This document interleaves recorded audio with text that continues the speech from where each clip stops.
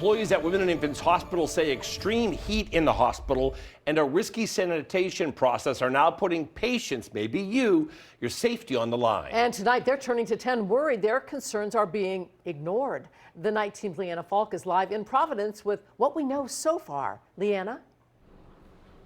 Yeah, Patrice, Dan, employees here at Women and Infants Hospital say a broken HVAC system is making it impossible to work and also sterilize the medical equipment they fear for their patients' safety.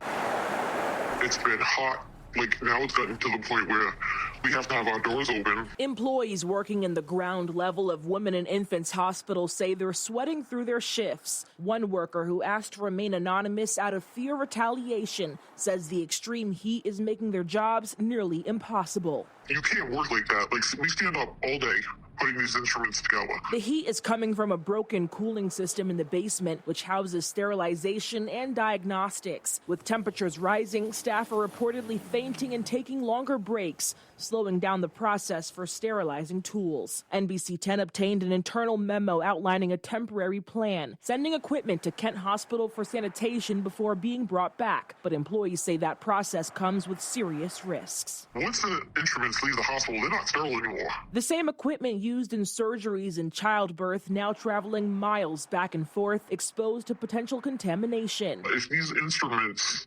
aren't sterile the way they're supposed to be sterilized, that means that anything can happen to any of those patients. Hospital leadership says repairs are in progress. In a statement to NBC 10, a spokesperson for the hospital writes, quote, "We are temporarily using external vendors to safely clean and sterilize some medical equipment. We are also using some disposable equipment. All these actions maintain the highest standards of safety and quality," end quote. But employees say this is just another short-term fix. So this will work for a little bit, but then it's going to break again because they don't want to spend the money on to fix it. Creating real concern for both current and future patients. Anybody that I know who plans on having a baby or is having some type of surgery, right now I would not come here for any of that. I would not come here for treatment.